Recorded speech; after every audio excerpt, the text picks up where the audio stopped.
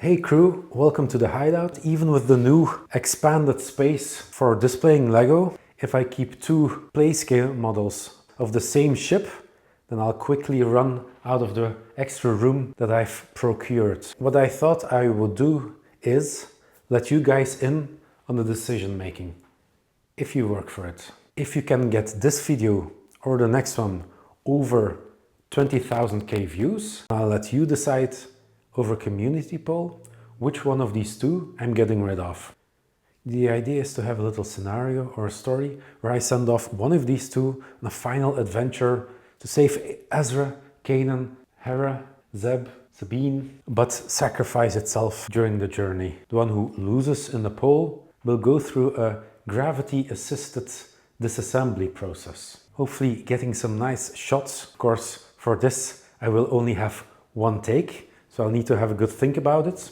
If you didn't see the review, I would recommend quickly checking it out. Skip to the 3-minute mark where I started giving my opinion, perhaps an extra piece of information. Which one of these two playscale models is best at swooshing?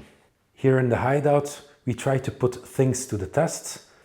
So just not to make too big of a mess, I am taking both of the ships and not putting any phantoms on them as I'm swooshing it around, and we can already see that TGBDZ's, the Brig Fault version, is quite adept at handling the turns. So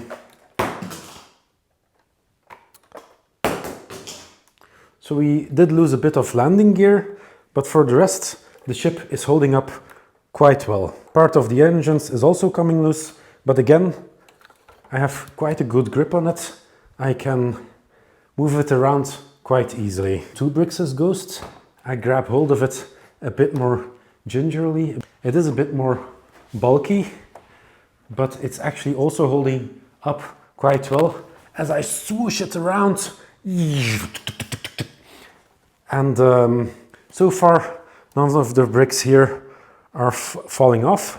All in all, both of these builds are quite sturdy, and still at 5 kilos, 10 pounds.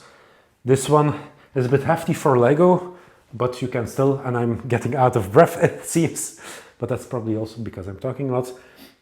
They are quite manageable for a grown-up.